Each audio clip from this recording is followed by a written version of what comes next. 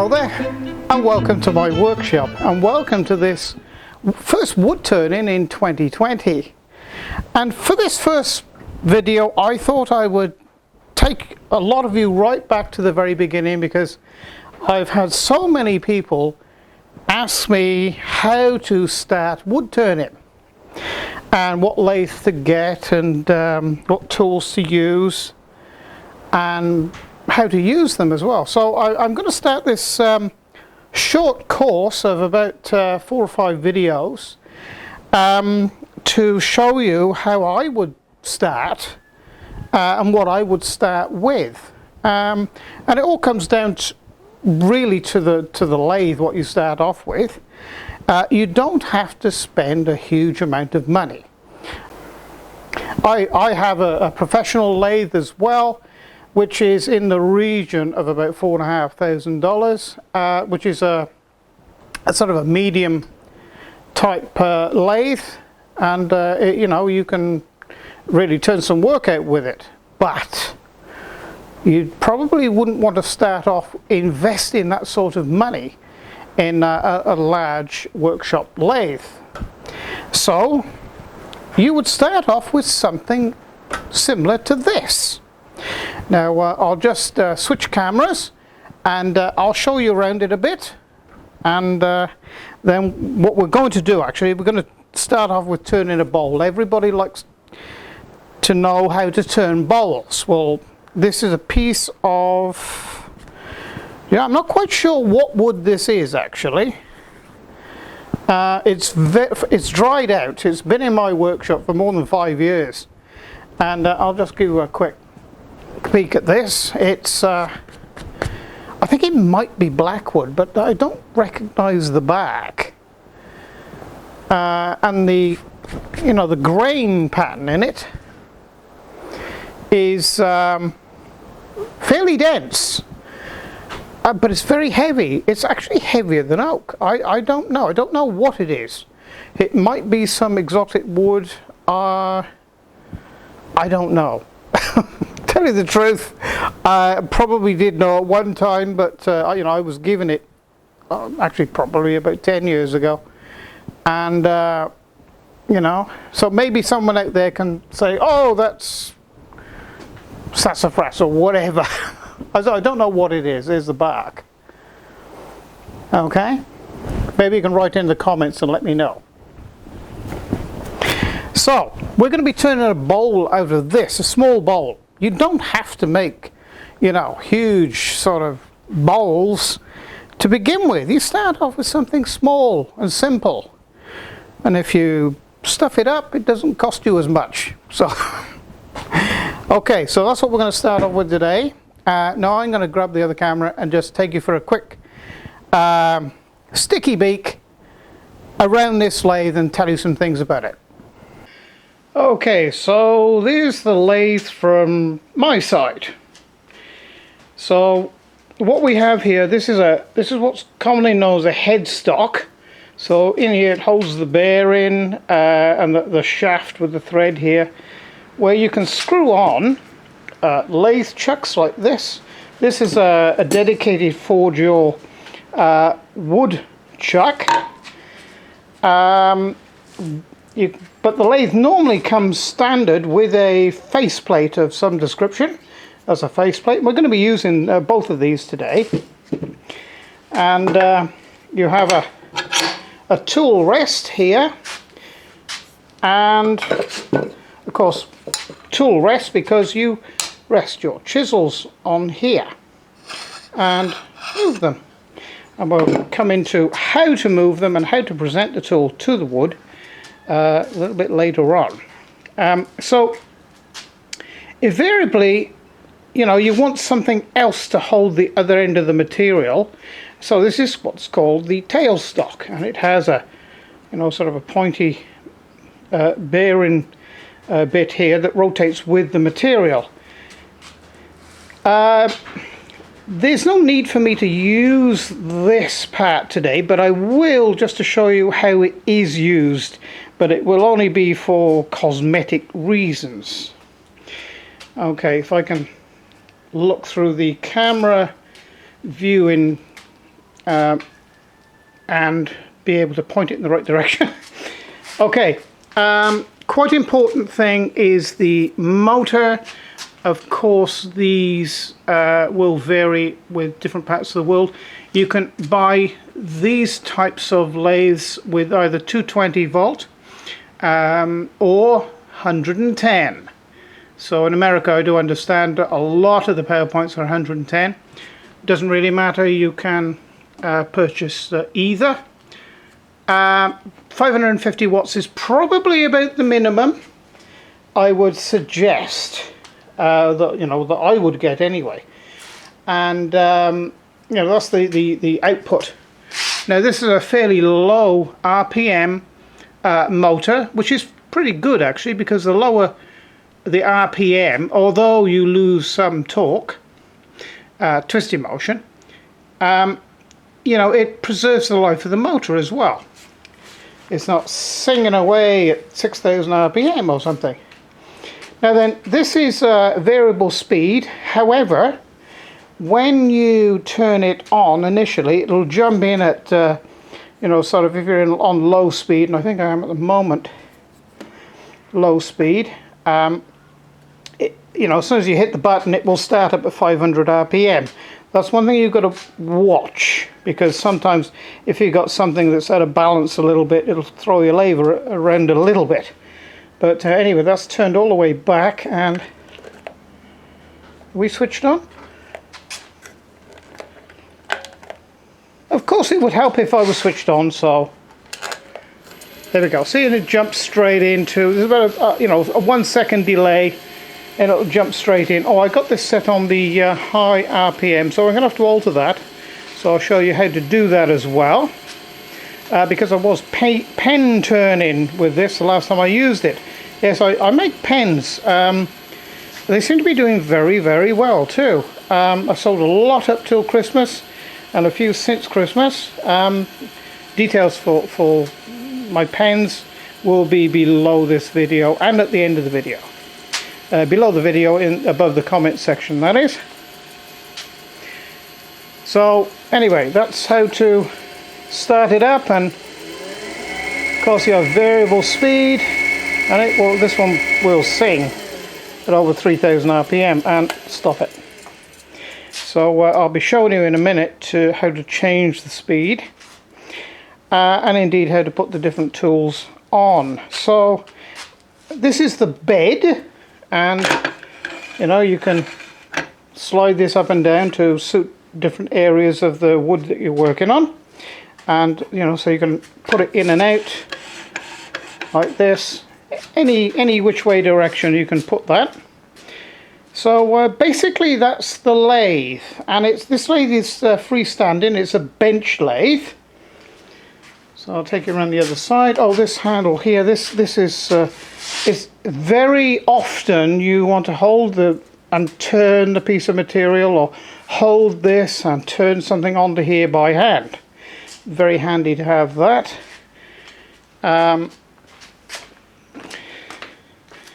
So adjusting the, I've got to get a screwdriver for that. Oh, incidentally, you can adjust this any which way as well, and wind this in and wind it out. Okay, change cameras as well. So that's loose. This is just a knob to hang onto it, and you just unscrew that, push it up, turn it up the way, tighten that up, and which reveals the belt and the 3 pulleys inside here. This here, this serrated gear like thing, this is a pickup for the RPM meter out on the front. This is called a Hall effect. So anyway, I won't describe how that works, not today anyway. So over here there's a locking mechanism that you just slacken off, and you can pull the motor up like that, and it slackens the belt. Now I need to undo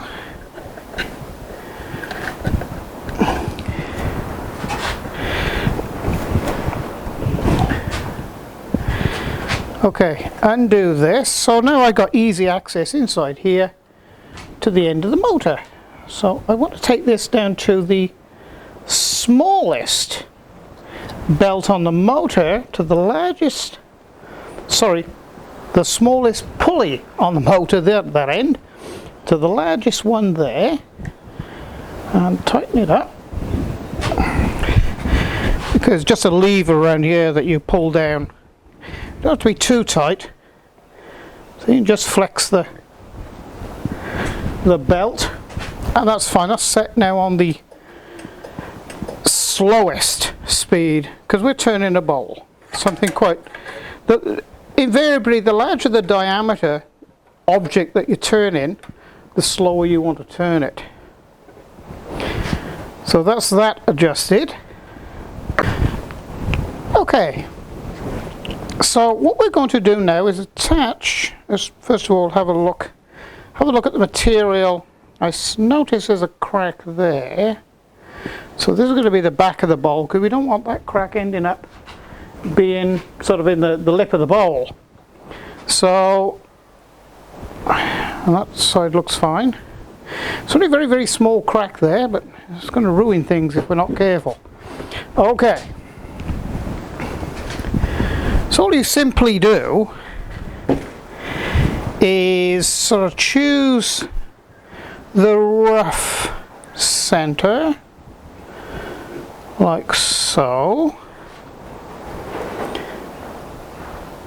just roughly, and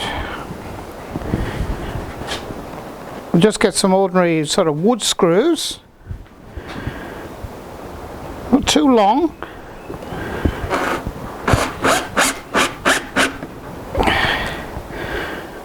and just pop them in.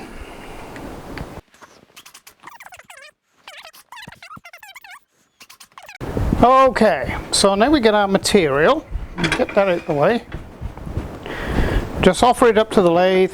Never turn the motor on and let the motor wind this in. I lost count how many times I've seen people do that. Asking for trouble. So just put it on there, wind it on. You can see it's a little bit off center, but that's okay. This is only a demonstration piece. We're just going to make a very, very small bowl, and yeah, that'll be alright, I think.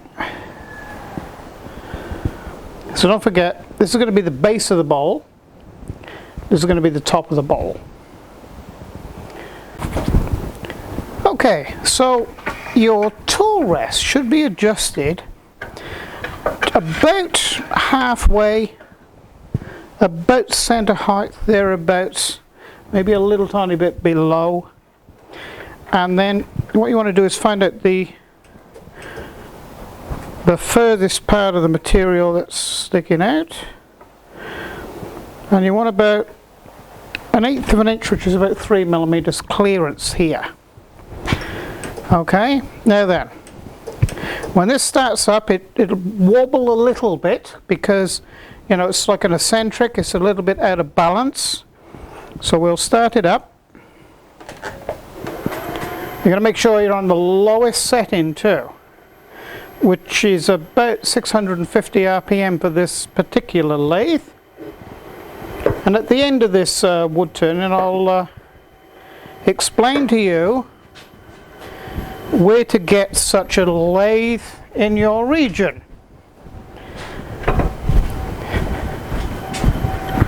Okay, so I'm going to start with, this is actually a spindle gouge. So I'm going to start with that. Let's just put my face mask on. I got a full face mask. It's you know, you've always got to wear the protective gear when you're using these sort of tools. Now just present the tool. You might find it a little difficult with this wobbling around. See, it's vibrating. Now always keep your hand or fingers this side of the tool rest. You can't come into any harm then. So you just present the edge of the cutting edge of the tool roughly where the material is, and feed it very quietly. See, I'm only taking a very, very small amount off. Right, push in a bit there now. Right, like that. You see the action I'm doing? I'm just sort of presenting the tool, and you can see sort of a ghosting effect where the material is, so, you know, it's not a difficult thing to find where the material is. So I'm just pushing in a little bit and working my way back, just removing as much of the high spot of the material as I can, as quick as I can. Okay, so we're about half an inch over. Let's shut that off a minute. So we're about half an inch over now. So that's really, for this lathe, about the maximum that you'd want to have overhang, because then it starts to impart the movement onto you. So we'll just move this in a bit, and 1/8 of an inch again. Turn the material around, make sure it's not going to touch, and we can start again.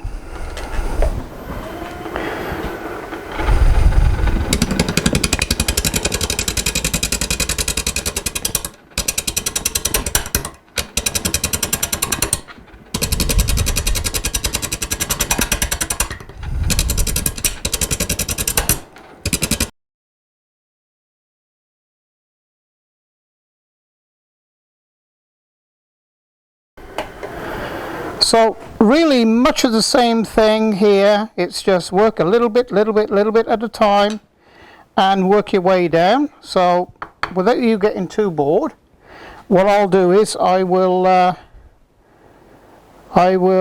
cut the video now, and till I've got this machine down. It's very much the same process here all the time. So.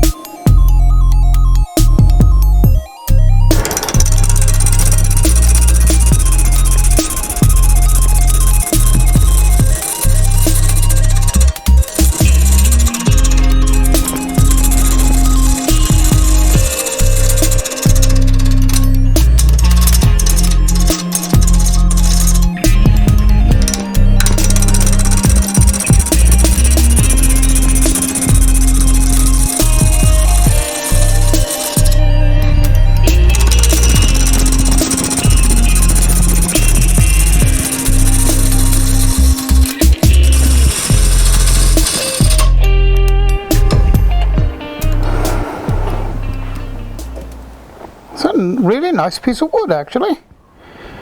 Move him in a bit closer. There's that crack. So we'll machine that out now.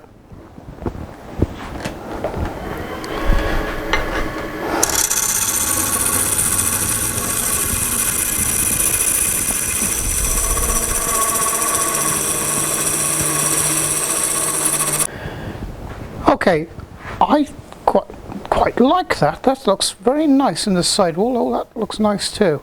Some of these imperfections, you know, in the back, in the sidewall of the bowl, you know, when it's all sanded up and, you know, whether you put varnish or whatever finish you want to put on it, really makes the bowl pop.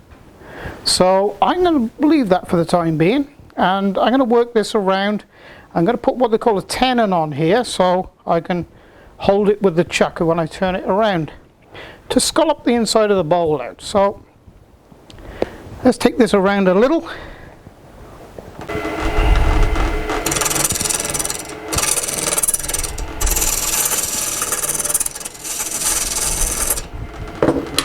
Change tools.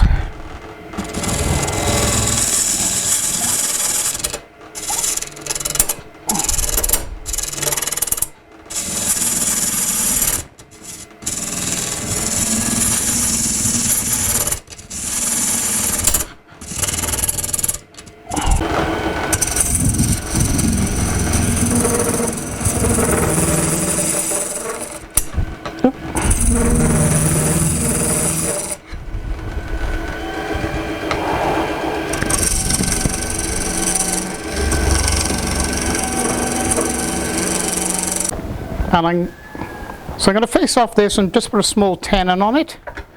That's like a dovetail, as it were.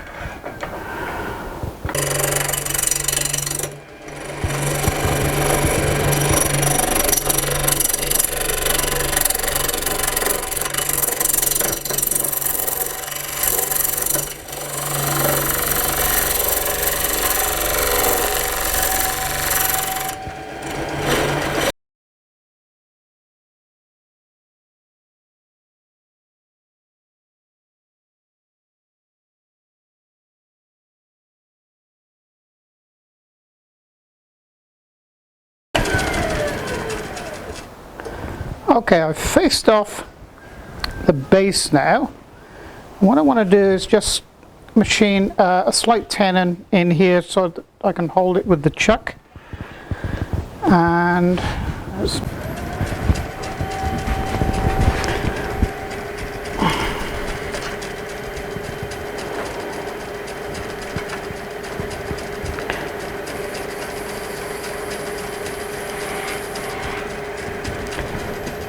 a little bit bigger than that maybe, but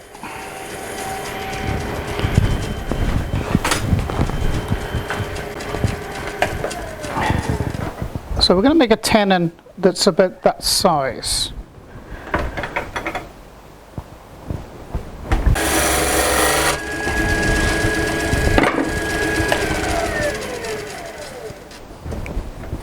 Just want to re-establish that again now.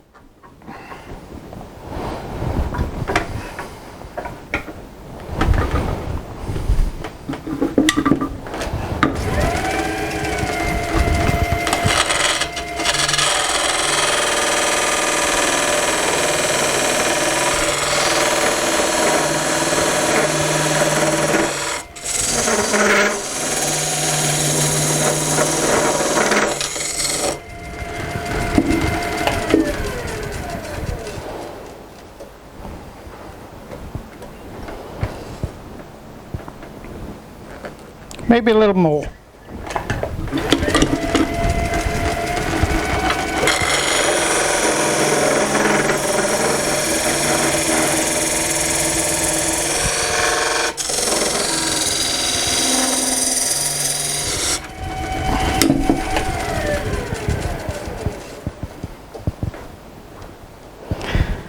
Okay, I'm happy with that now, so I'm going to put my chuck on there and we'll turn it around and scallop the inside out. Okay, so we just put our chuck on here, then put our bowl, set our bowl into the jaws,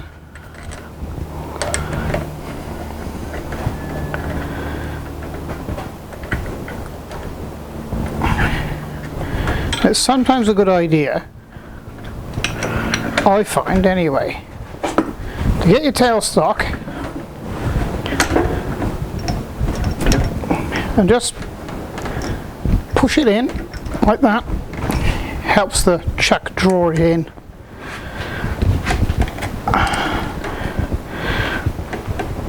Okay. Okay.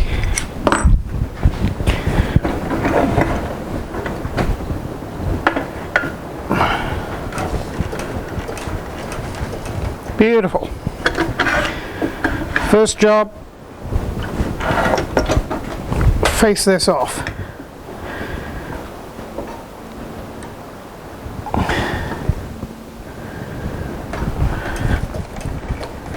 Now notice there's a mark there at the center. Now why you set your tool rest slightly below is because when you present the tool to the work, you see the cutting edge? This cutting edge, see it's halfway down in the, up in the tool, so it's roughly on center then. So when you present the cutting edge to the material, it's actually on the center of the material. That's why you set the tool rest slightly lower. Okay, so let's face this off.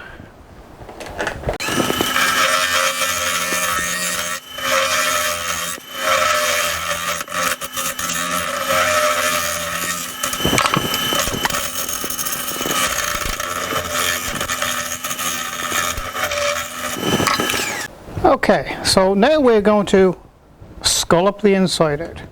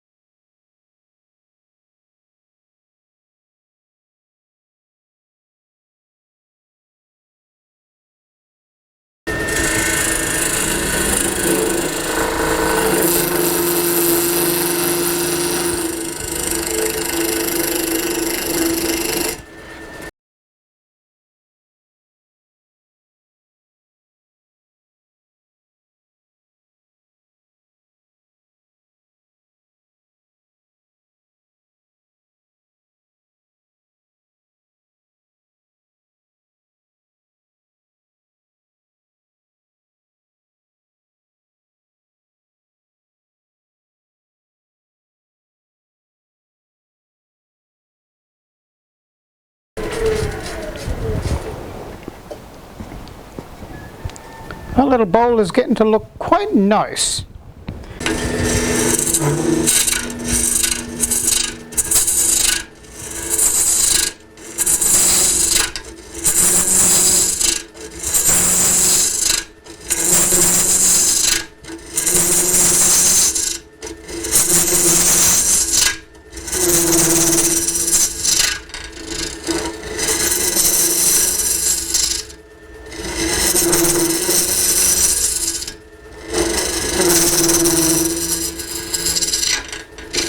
One thing you got to be careful of is not machining right through the bottom.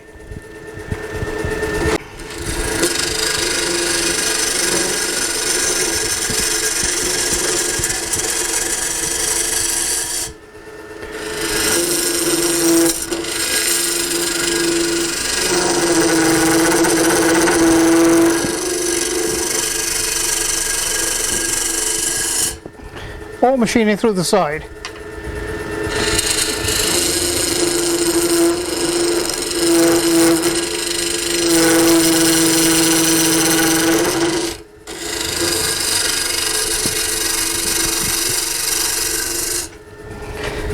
The 350 to 400 grade.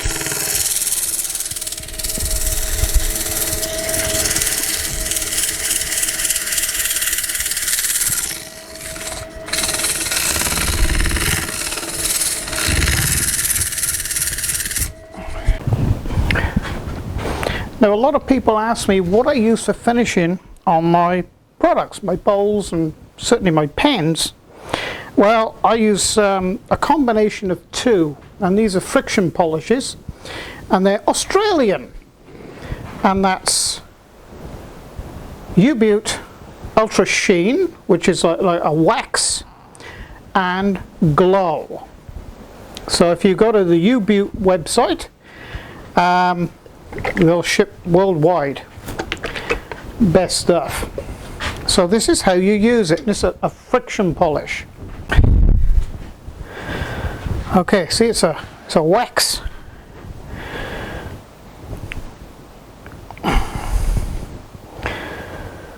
Just get a little bit on a rag or a paper towel. A lot of people use paper towels.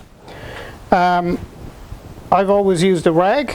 A lot of people don't like that, but it's what I'm doing. So this is how you apply it.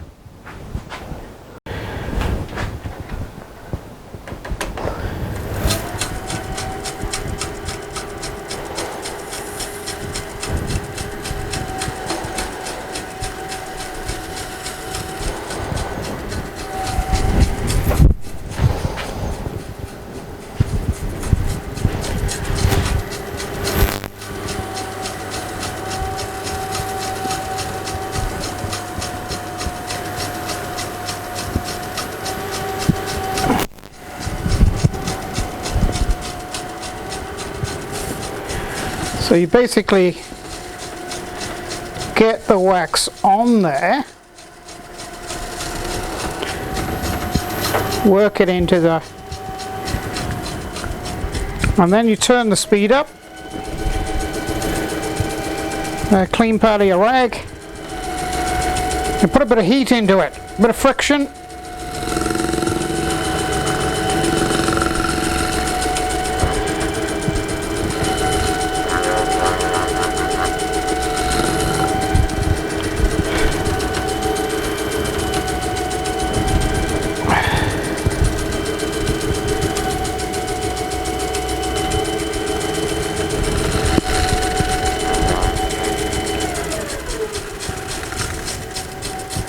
Okay, that's the wax. This is the stuff that really fetches up the glow. A little bit on the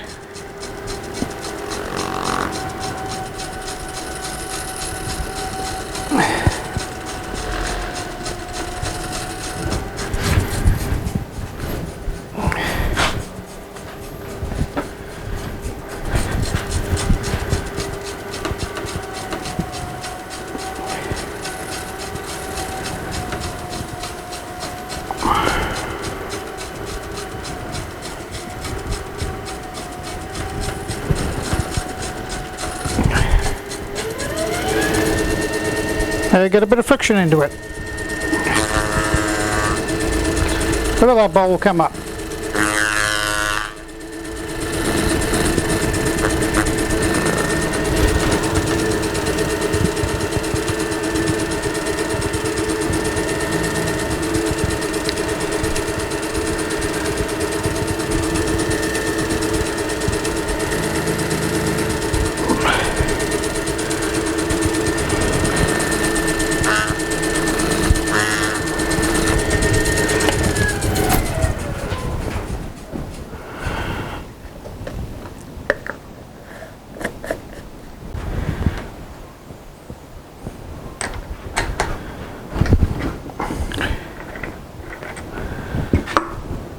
And that, ladies and gentlemen, is how you make a beautiful little bowl.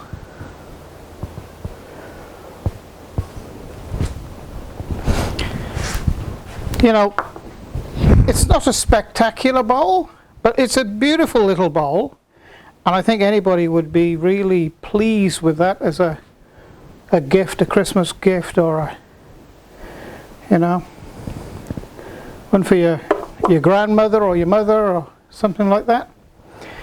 And you've made it. So that is how to operate a small lathe and how to make your first bowl successfully. Now, I did tell you at the beginning of this video that I was going to tell you where to get these from. Now, of course, there's many different stockists around the world, but basically they all come out of China, this type of lathe. And the stockists of this type of lathe in America is Grizzly and Harbor Freight. There's probably others. Europe, I'm really not sure. When I was living in England, it used to be Halfords, I think. But you know, if you Google them, they'll come up. But in Australia, it's Heron Forbes or Carpentry. Those are the two main ones here, and they stock very similar machines or lathes to this. But I would suggest get one with a DTI, which is the RPM meter. Sorry. Variable speed as much as possible, you know, not a off or an on. You need to be able to vary the speed, as you saw as I was machining. And the type of tools, now, you know, this is for my big lathe. This is a bowl gouge, but I do use it on this. I used it on this project because the wood was very hard. But, you know, that's another type of gouge. It's a spindle gouge, but it could be regarded as bowl gouge on this size lathe. You know, you don't have to buy sort of professional chisels.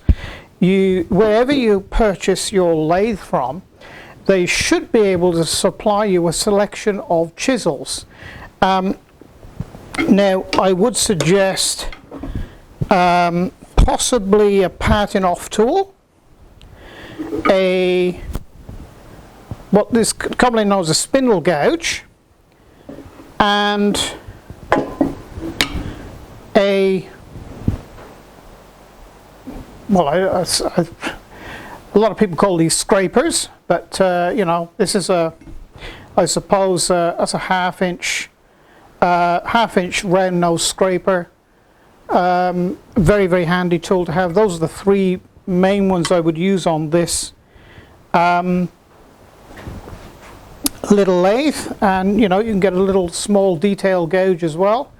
To start off with, I would say those four, but you might get a good deal on a set. So, incidentally, the lathes don't come with a chuck either. Now, these can be quite an expensive little item. So you know, sort of shop around for these, but make sure you get the right thread to fit your the shaft. The manufacturer or the supplier of the lathe will be able to tell you what thread that is. So there you go, your first bowl. Like I say, I will be making 4 or 5 of these videos to start you off on a small lathe. I don't know how frequent they're going to be, because I'm sort of behind with CNC machines, because prior to Christmas I was concentrating a lot on wood turning, and I had some complaints about the CNC guys, and from the CNC guys and also the laser guys. Incidentally, I will mention it's now, you know, getting towards it's nearly the end of January, and I'm sure you all have read or know something about CARPA, which is the online protection for children. I'm all for protecting children, but unfortunately what I found, look, it doesn't affect me in that way, because these are all adult, over 13 videos. But what I have found is from January the 1st, the shall we say, the ad income, all right, the income off the ads has dropped dramatically to, you know, less than probably 50% of what it was. So you know, it's starting to get hard to continue with these videos. I hope to continue at the rate that I am or have been making them, but it's becoming difficult. So you know, if you could, or if you wanted to support the channel, you can support the channel through Patreon, and you know, my Patreon page will be at the end of this video, and also down below in above the comment section, and also here on my banner. You touch on that, you can go to Patreon as well, and I would be very, very grateful for any financial assistance, because like I say, it's getting very difficult now, and I don't know how bad it's going to get as the months progress. So okay, so until the next video, it's bye for now.